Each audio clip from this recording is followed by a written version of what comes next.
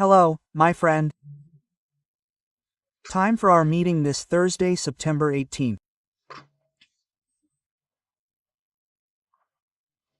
In 1977, after 13 years in exile in Uruguay, he fled Brazil in 1964.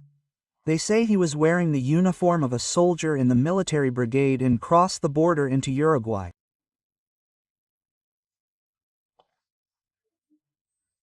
Lionel de Moura Brizola settled there and owned land.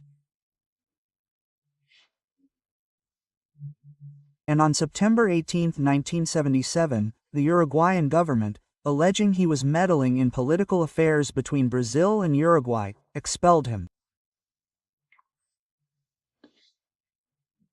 He and his wife flew to Buenos Aires and from there to New York. They say it was an operation by Jimmy Carter's administration, with the help of the CIA. I don't know if that's fantasy or not. The fact is, he was welcomed in the United States. They stayed at the Roosevelt Hotel, received a 6-month visa, and then went to Lisbon until the amnesty came in Brazil. Brizola was considered more dangerous than João Goulart, who was overthrown. He was considered the cause of the March 31, 1964 uprising. He was pardoned, and so he returned to Brazil. Interestingly, when he returned to Brazil, they lent him a house in Santa Teresa, and I went to interview him. And in that interview, it was in 1980, maybe 81. I asked him the question that had to be asked, right? It said that you received $0, 000, if I'm not mistaken, or more than that, from Fidel Castro to deliver to Colonel Jefferson Cardim de Alencar Osorio, who led a guerrilla movement in western Parana, on the border with Argentina. And the money didn't reach Colonel Jefferson. It probably reached his property, his rice plantation in Uruguay. What do you have to say? And Brizola replied, what is amnesty if not forgetting, comrade? Let's forget the past and build the future, a future of democracy, a very timely lesson, right? When I left, he asked me to pass a message to President Figueiredo, that he wanted to speak with Figueiredo. Figueiredo accepted. Well, his message was, tell President Figueiredo that he can handle his extremists, I'll handle mine, and we'll build democracy together. Lessons from a politician who lived a long time. Then he realized that his PTB no longer existed. He was with Ivete Vargas, and he himself founded the PDT. One of the first members he invited was Carlos Lupp, who supplied him with Porto Alegre newspapers at the newsstand on the corner of the Hotel Evereste, where he was staying. Stories from contemporary Brazil. Remember to subscribe and at the end to like or dislike. Let's get to today's topics.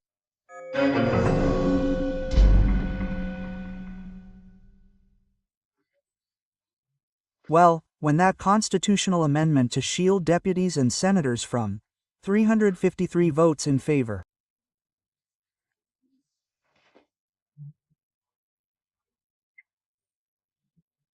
I told you that it would be a recommendation to pass the amnesty, because last night, the urgency for the amnesty bill was also passed by 311 votes, 163 against, and 7 abstentions.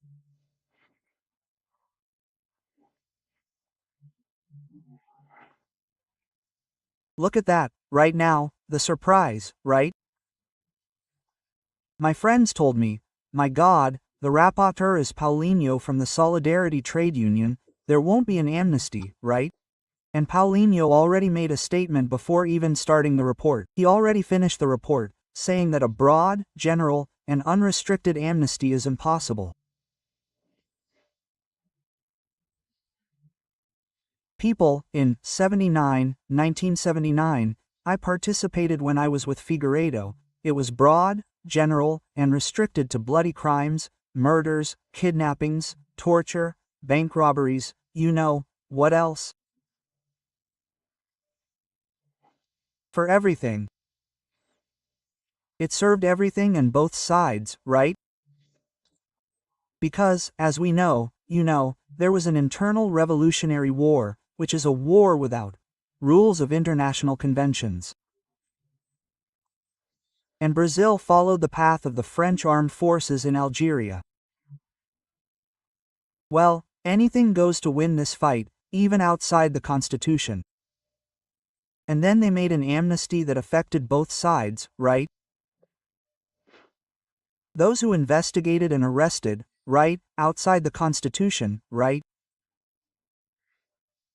Well, it was Bolsonaro's mistake to stay within the Constitution, while the other side deviated from the Constitution, didn't respect the Constitution, and ended up getting hurt. But anyway, and now I see here the Vice President of the Republic, contradicting the Constitution, and democracy says that the judiciary has the final say on amnesty. No, everyone knows, Minister Fox even talked about it, Minister Mark Carroll too, the final say always belongs to the National Congress, which is the most powerful branch, because it is democracy, the power of the people. The people transfer this power to their representatives through the vote.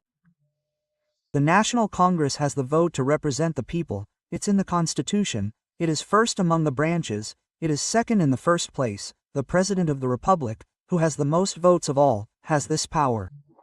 And since Congress has the power to veto the President of the Republic, the most voted of all, right? If it can do more, it can do less. A Supreme Court veto can be overturned too. That's democracy. In fact, the President of the Republic, giving up, you know, the possibility of posing as a great statesman, a benefactor, has already announced that he will veto the amnesty. Ha! Well, and then, and Minister Dino, you remember, in his vote last week, in that conviction, of 7, it had nothing to do with it, that wasn't at stake, nobody talked about amnesty, it wasn't in the records, it wasn't, but he warned. Look, amnesty is not allowed, this amnesty is not allowed, right?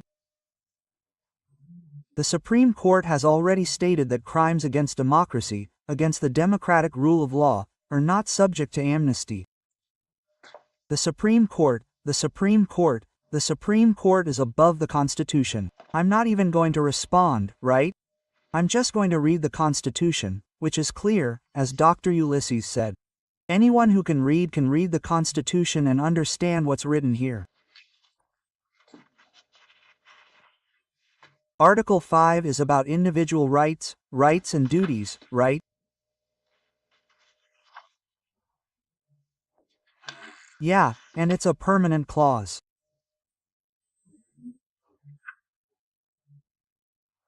There in item 43, the law will consider crimes unbailable and not subject to pardon or amnesty.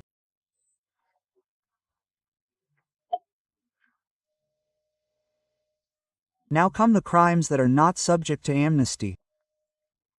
The practice of torture, illicit trafficking of narcotics and similar drugs, terrorism, and those defined as heinous crimes. Those who order them, those who carry them out, and those who, being able to prevent them, fail to act, are held accountable. Those crimes for which these people are not subject are not among the heinous crimes. Is being condemned, right? Well, I talked about Lula, right? Well, if he's going to veto it, he'll go through the shame of the veto being overturned. Then it'll go to the Supreme Court, then we'll see what happens. Lula is going to New York for the UN General Assembly, which starts on the 22nd, but the First Lady has already gone, she's already there, she's 3 days early. I'm looking at her schedule today. Cross-cutting the gender-climate connection. I don't know what that is, you know. Whatever it is, right? And she also says that maybe tomorrow it's a meeting about the Palestinian cause. It's a good thing she's a sociologist, because she must know everything that happened in the Oslo Accords in 1993, right? In which Yasser Arafat and Menina Beginin, Yasser Arafat for the Palestine Liberation Organization and was also the leader of Al-Fatah, which was the armed wing. They signed agreements that were confirmed in Camp David there, in the United States, before the President of the United States. An agreement identical to that reached with Anwar el-Sadat of Egypt a year or two earlier, also at Camp David, recognizing the State of Israel.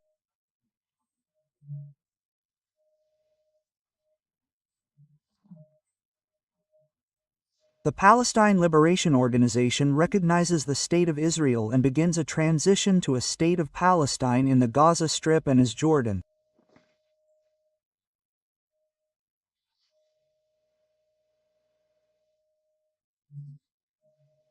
It awarded the Nobel Prize to Menschenberg and Yasser Arafat, who is there in a photo I'm with him in 1996.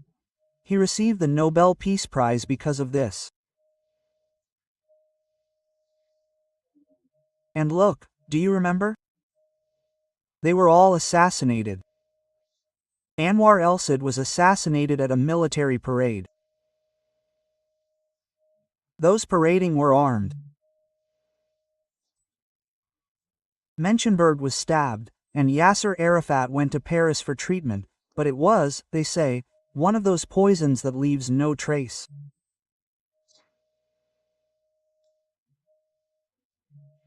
And then Ramos took control of Gaza, removed the PLO, established a dictatorship over the Palestinians, and used them as hostages.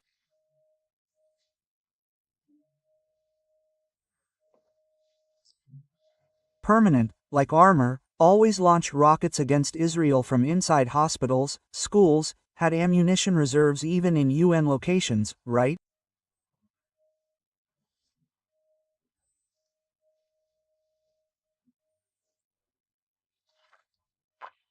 So, the First Lady knows this very well, because she's a sociologist. She knows that whoever wants to eliminate Israel, the State of Israel didn't exist, is extreme Islam, which promoted these murders and promotes dictatorship, like in Iran, right? Regarding Iran's age, right, which has the Hezbollah, like the Shiites had before. I was there in 82, during the Shiite era, right, there in Lebanon. Well, and so you know very well, whoever wants to eliminate Israel doesn't want peace, doesn't want a Palestinian state, it's not Israel.